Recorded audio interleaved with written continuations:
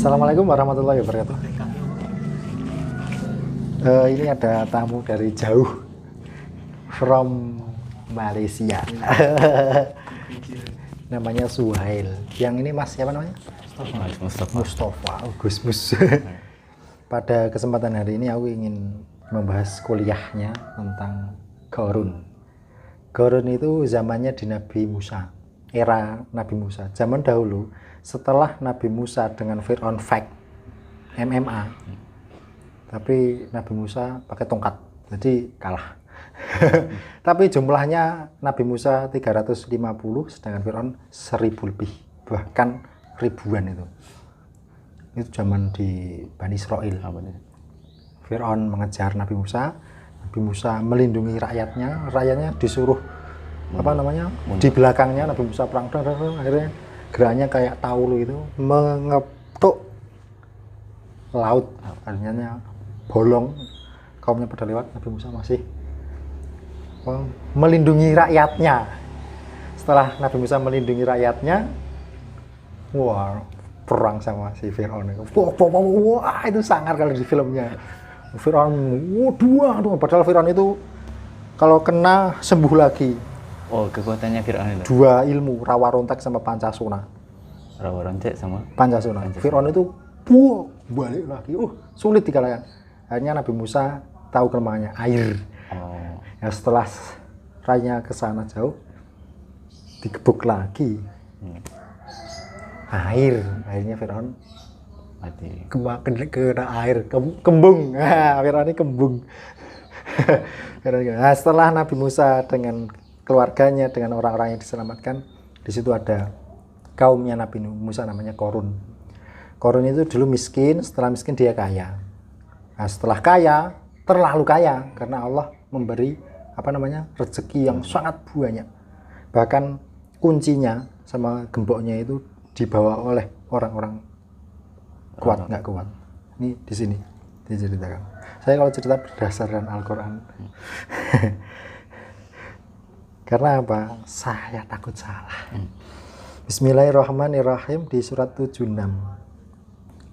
Surat Al-Qasas ayat 76. Inna Qaruna Inna Qaruna kana min qaumi Musa fabagha alaihim wa atainahu minal kunuzi ma inna mafatihahu latanu bil bati ulil kuwati idh qala lahu qaumuhu la tafrah innallaha la yuhibbul farihin. Sesungguhnya Qarun termasuk kaumnya Nabi Musa, tetapi dia berlaku zalim terhadap mereka, dan kami telah menganugerahkan kepadanya perbendaharaan harta yang kunci-kuncinya sungguh berat dipikul oleh sejumlah orang yang kuat-kuat. Ketika kaumnya berkata kepadanya, janganlah engkau terlalu bangga, sesungguhnya Allah tidak menyukai orang-orang yang membanggakan diri. Saking hartanya, saking banyak itu, kunci-kuncinya itu sampai nggak kuat.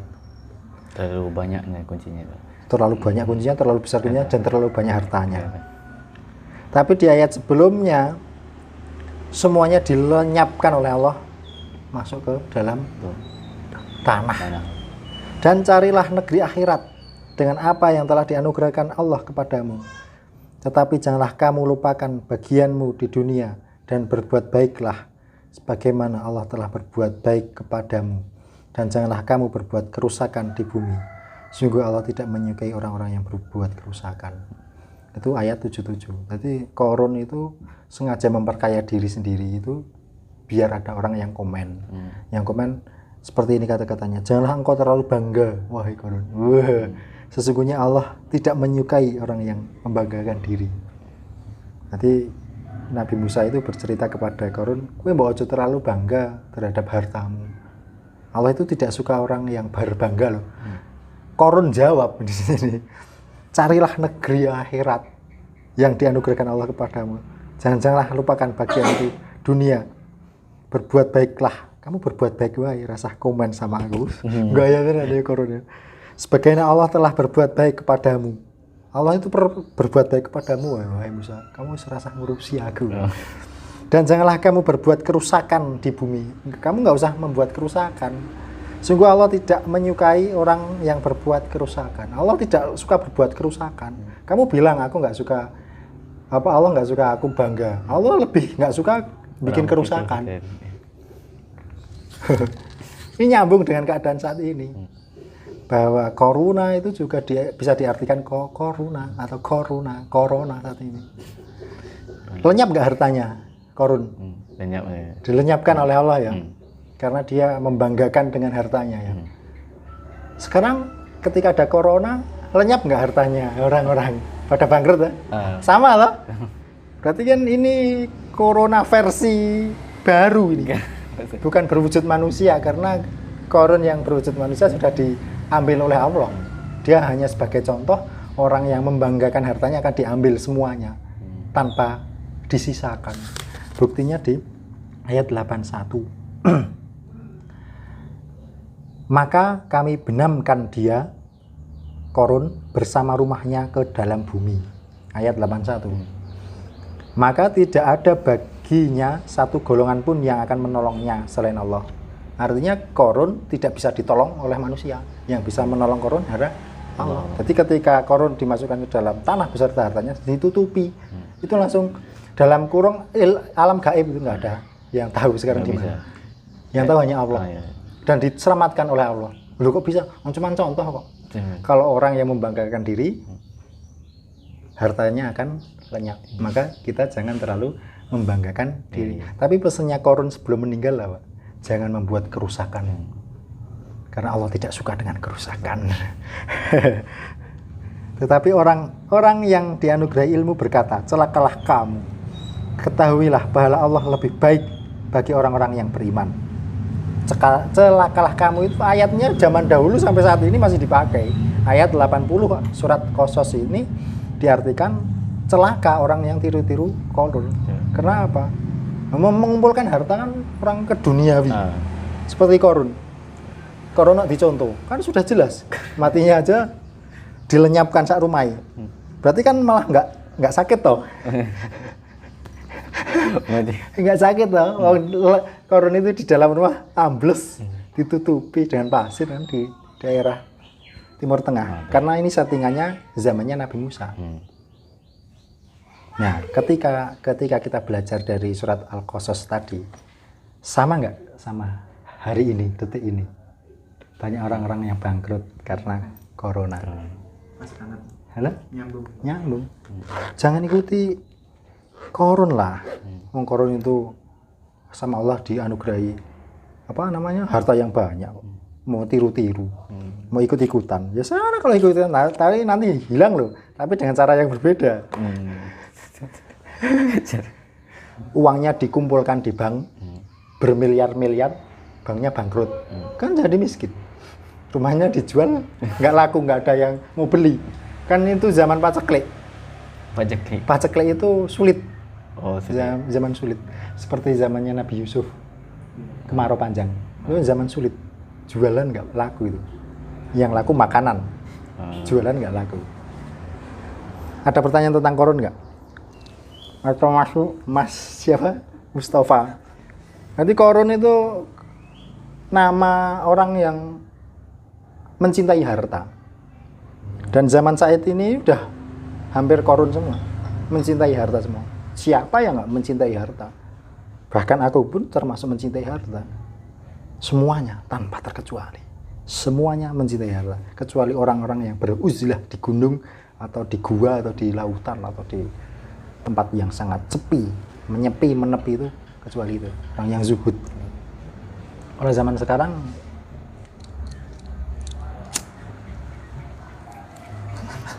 ini udah zamannya Korun lagi. Koruna. Nggak ada pertanyaan untuk Corona, cumanya mau tanya pertanyaan tentang apa? Ya kelebihannya Fir'aun itu. Jadi kita masih belum pernah dengar itu kedua kelebihannya. Tadi pas mukadimah saya menceritakan Fir'aun sebelum Korun, dan filmnya pertama Nabi Musa dengan Fir'aun. Fir'aun mati, Nabi Musa jadi anak buah, jadi ini Korun dulu miskin juga kaya. Ini pertanyaannya kelebihannya Fir'aun. Fir'aun itu setiap hari main tai chi. lepas di depan api. Akhirnya apinya yang di depannya Fir'aun itu masuk ke dalam diri Fir'aun. Dia sama api nggak terbakar. Langsung goresan-goresan itu langsung mingkup semua. Dia mempunyai ilmu rawa rontek sama Pancasuna. Setiap luka dia balik lagi. Langsung dia itu dari lahir sampai mati belum pernah sakit. Karena dia minum jamu. Ya jamu-jamunya adanya di Mesir, Bani Israel sana. Kalau di sini nggak ada jamu-jamuannya. Kalau saya sebutkan kepada netizen, nanti pada minum akhirnya nggak sakit, rumah sakit nggak laku, nggak enak. Saya nanti telepon Fir'aun, "On, apa itu jamunya?" Nanti saya dikasih tahu. Saya tahu jamunya, tapi saya nggak mengeser ke teman-teman. Takutnya pada ikut-ikutan, yuk nggak sakit, yuk sombong kayak Fir'aun. Aku menyesatkan, aku nggak mau. Saya tahu jamunya Fir'aun yang diminum setiap hari supaya tidak sakit itu. Aku nggak mau minum kayak gitu. Ya, minumannya Fir'aun. Hanya sebatas tahu saja. Tentang Fir'aun itu kemampuannya dia anti api, dia anti luka, dan tidak pernah sakit. Tapi kelemahannya air. Itu ternyata Tai Chi ini udah sejak Umur 5 lama, tahun. 5 tahun sama ayahnya sudah diajari. Oh.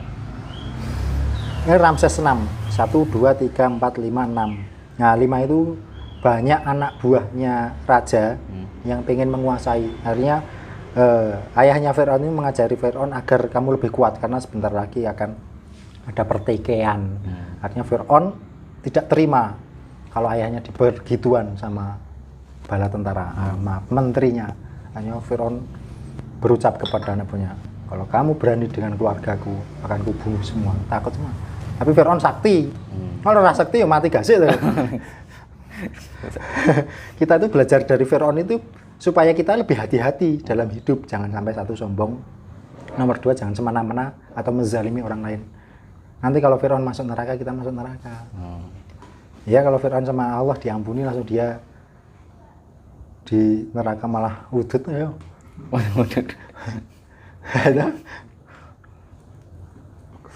Kalau kita nggak diampuni, nyata itu ilmunya Fir'aun itu sampai terkenal di Al-Quran itu karena dia tuh gimana ya, saking hebatnya dia mengaku Tuhan itu, kamu harus taat padaku, maksudnya itu kamu harus taat padaku.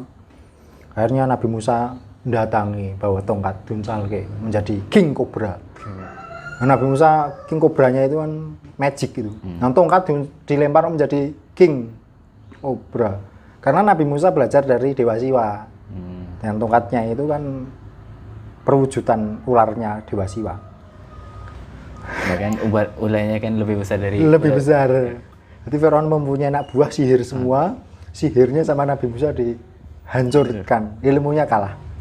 Kalau anak buahnya Fir'aun kalah sama Nabi Musa, anak buahnya. Tapi Fir'aun ketika perang sama Nabi Musa hampir draw. Kalahnya kan air, coba nggak pakai air. Kan filmnya ada airnya. Coba berantem di tengah api, Nabi Musa kalah. Itu kan kalahnya sama air. Karena setiap pagi dia menyulut api, bara api itu kan ada apinya, diambil cinya. Ambil terus setiap hari. Buat dia keluarnya api. Sangat. Apa lagi? Tutup ya, karena baterainya mepet sama memorinya mepet. Itu aja yang saya sampaikan tentang Korun. Zaman saat ini adalah zaman Korun yang kedua dan tak kasat mata. Salam Forske.